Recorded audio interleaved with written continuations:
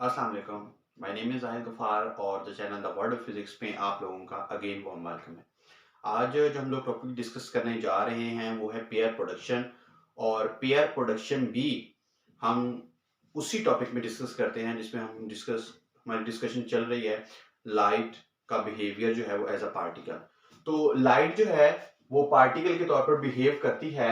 उसमें तीन प्रोसेस होते हैं, यानी कि तीन प्रोसेस में हम लोग उसको डिस्कस करते हैं। पहला जो है वो फोटो इलेक्ट्रिक इफेक्ट हम लोगों ने पढ़ा था। उसके बाद कॉम्पटन इफेक्ट पढ़ा था। आज जो हमारा जो टॉपिक है वो है पेयर प्रोडक्शन सिस्टम। इसमें अगर हम लोग फोटो इलेक्ट्रिक इफेक्ट डिस्कस करते हैं उसमें भी हम लाइट इस्तेमाल करते हैं। कॉम्पटन इफेक्ट अगर हम डिस्कस करते हैं उसमें भी लाइट इस्तेमाल करते हैं। और पेयर प्रोडक्शन जो इस्तेमाल करते हैं उसमें भी हम लाइट ही इस्तेमाल करते हैं पेयर प्रोडक्शन वाले टॉपिक पे।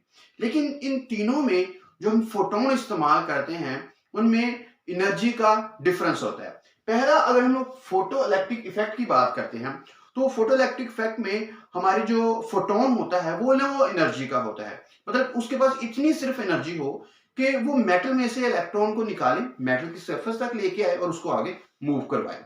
इनफ है, इसलिए हमारा फोटो इलेक्ट्रिक इफेक्ट हो जाता है, जिसमें हमारे जो उसमें प्रोसेस में भी जो लाइट होती है वो अपनी एनर्जी जो होती है और मोमेंटम जो होता है वो दूसरे पार्टिकल को कंप्लीटली ट्रांसफर कर देता है। दूसरा इफेक्ट हम लोगों ने डिस्कस किया है कॉम्पटन इफेक्ट। कॉम्पटन इफेक्ट में हम जो फोटोन इस्तेमाल करते हैं वो फोटो इलेक्ट्रिक इफेक्ट वाले फोटोन से उसकी एनर्जी ज्यादा होती है। और वो असल में हम जो इस्तेमाल करते हैं वो एक्स रे इस्तेमाल करते हैं, जिसमें एक्सरे भी अपनी एनर्जी का कुछ हिस्सा जो है और मोमेंटम का कुछ जो हिस्सा होता है वो दूसरे पार्टिकल को ट्रांसफर कर देता है। आज जो पेयर प्रोडक्शन सिस्टम हम लोगों ने पढ़ना है इसमें हाईएस्ट एनर्जी वाला फोटोन हम लोगों ने इस्तेमाल करना है जो कि गैमा रेज है। ठीक है, गैमा रे को हम लोग इस्तेमाल करेंगे और जब ये गैमा रे किसी दूसरी पार्टिकल के साथ जाके स्ट्राइक करेगी तो वो भी अपना कंप्लीटली एनर्जी और मोमेंटम ट्रांसफर कर देगा। लेकिन जब वो ट्रांसफर करेगा उसके मुताबिक दो और पार्टिकल तैयार होंगे। ठीक है, वो एंटी पार्टिकल होंगे, यानी कि दो पार्टिकल बनेंगे।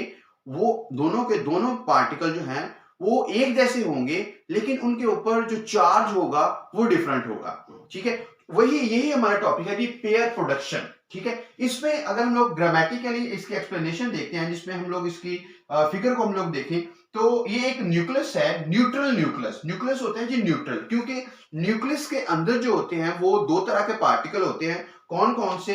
न्यूक्लियस के अंदर प्रोटॉन होते हैं और न्यूट्रॉन मौजूद होते हैं। प्रोटॉन के ऊपर पॉजिटिव चार्ज होता है और न्यूट्रॉन जो होते हैं वो न्यूट्रल होते हैं। तो जब एक हाई एनर्जी फोटोन जो है जिसे गैमा रेज का नाम दिया गया है, जब वो न्यूक्लियस के साथ जाके स्ट्राइक करता है तो वो न्यूक्लियस को दो हिस्सों में तोड़ देता है। इस तरह से ये न्यूक्लियस जो है वो दो हिस्सों से टूट जाता है। अब ये दो हिस्सों में जब टूटता है तो ये दो तरह के पार्टिकल बनाता है। वो दोनों पार्टिकल जो होते हैं वो होते एक जैसे ही हैं लेकिन उनमें चार डिफरेंस होता है। अब ये जब दो एंटी पार्टिकल्स बनेंगे, एक पार्टिकल जो है वो इलेक्ट्रॉन बनेगा, ठीक है, और दूसरा पॉजिट्रॉन बनेगा जिसे हम प्रोटॉन भी कहते हैं। इसकी जो डायरेक्शन है वो ऑपोजिट इस वजह से बनाई है क्योंकि इनके ऊपर जो इलेक्ट्रॉन जो होता है इसके ऊपर जो चार्ज होता है वो नेगेटिव होता है और जो प्रोटॉन होता है जिसे पॉजिट्रॉन कहा जाता है ये इसके ऊपर जो चार्ज होता है वो पॉजिटिव होता है। इस यूनिवर्स में अगर एक पार्टिकल है तो उसका एंटी पार्टिकल भी मौजूद होगा। अगर एक फोर्स है तो उसका एक एंटी फोर्स भी मौजूद होगी।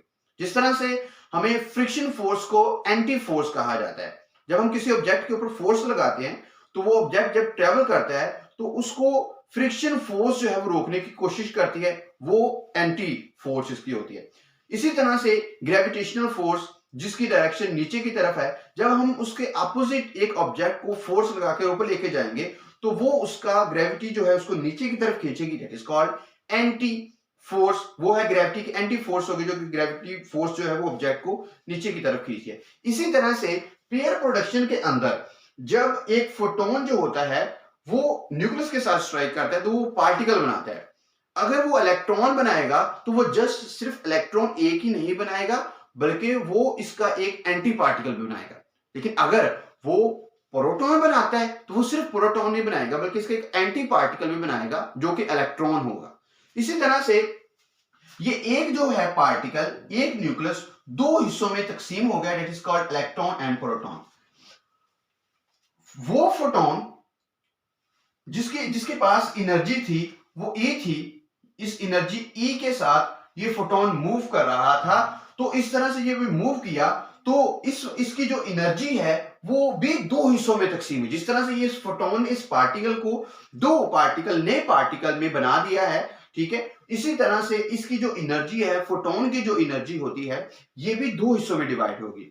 कौन कौन से? पहला हिस्सा जो है वो एनर्जी का वो होगा कि इस पार्टिकल, ये जो न्यूक्लियस है, इसको ब्रेक करना, ब्रेक करके दो नए पार्टिकल में बनाना, इसका कुछ एनर्जी उसमें इस्तेमाल होगा। उस एनर्जी को कहेंगे पेयर प्रोडक्शन एनर्जी। और जो दूसरा है वो जब ये पार्टिकल बनेंगे तो ये दोनों पार्टिकल जो है वो मूव करना शुरू कर देंगे। और आप सबको पता है कि जो मूव करते हुए कोई भी ऑब्जेक्ट की जो एनर्जी होती है वो होती है काइनेटिक एनर्जी। तो इस तरह से इसकी एनर्जी का जो सेकंड पोर्शन इस्तेमाल होगा वो इस पार्टिकल्स की काइनेटिक एनर्जी में इस्तेमाल होगा। और अगर हम इसकी टोटल इक्वेशन हम लोग इसकी लिखें, एनर्जी इक्वेशन लिखें, तो वो एनर्जी है वो होगी एनर्जी ऑफ फोटोन। फोटोन की जो एनर्जी है वो किस में ब्रेकअप होगी? वो एनर्जी होगी first of all pair production में, पेयर प्रोडक्शन एनर्जी में होगी, यानी कि पेयर बनेंगे, दो पार्टिकल बनेंगे, प्लस जो है वो इनकी काइनेटिक एनर्जी जो है वो उसमें कन्वर्ट होंगे। अच्छा जी, अगर हम लोग एनर्जी जो है वो एक फोटोन की जो एनर्जी होती है वो इसके इक्वल होती है, वो HF के इक्वल होती है, ये है एनर्जी ऑफ फोटोन, ठीक है। और पेयर प्रोडक्शन में जो एनर्जी इस्तेमाल होगी और इसमें काइनेटिक एनर्जी इस्तेमाल होगी, ठीक है जी। हम उसकी इक्वेशन लिखते हैं। ये जो है एनर्जी ऑफ फोटोन जो है इसकी जो है वो होगा HF, और पेयर प्रोडक्शन में जो एनर्जी इस्तेमाल होगी वो होगी 2m0 C का स्क्वायर और प्लस इसकी kinetic energy of electron plus kinetic energy of the proton. ये इसकी एनर्जी इक्वेशन।